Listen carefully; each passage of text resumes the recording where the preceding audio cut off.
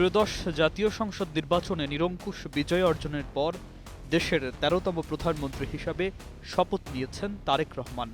সঙ্গে শপথ নিয়েছেন তার মন্ত্রিসভার পূর্ণমন্ত্রী ও প্রতিমন্ত্রীরাও। তবে সরকার গঠনের পাশাপাশি জনমনে আরেকটি বড় কৌতূহল ছিল, সংসদে বিরোধী দলের নেতৃত্বে কারা আসছেন, কে হচ্ছেন বিরোধী দলীয় নেতা, উপনেতা এবং হুইপ।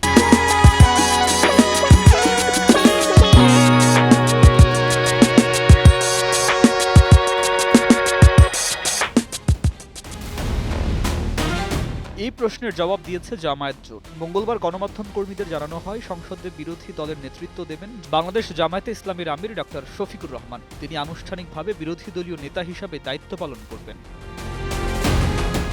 ঘোষণা অনুযায়ী বিরোধী দলীয় উপনেতার দায়িত্ব দেওয়া হয়েছে জামায়াতে নাইব আমির ডক্টর সৈয়দ আব্দুল্লাহ মোহাম্মদ তাহেরকে। আর বিরোধী দলীয় হুইপ হিসাবে দায়িত্ব পালন করবেন জাতীয় নাগরিক পার্টি এনসিপির আহ্বায়ক নাহিদ ইসলাম। এর আগে দুপুর ১২টার দিকে প্রধান নির্বাচন কমিশনার সিইসি এএমএম নাসির উদ্দিনের কাছে সংসদ সদস্য হিসাবে শপথ নেন জামায়াত ও জোটের নবনির্বাচিত এমপিরা। শপথের মাধ্যমে সংসদে বিরোধী পক্ষের আনুষ্ঠানিক যাত্রাও শুরু হয়।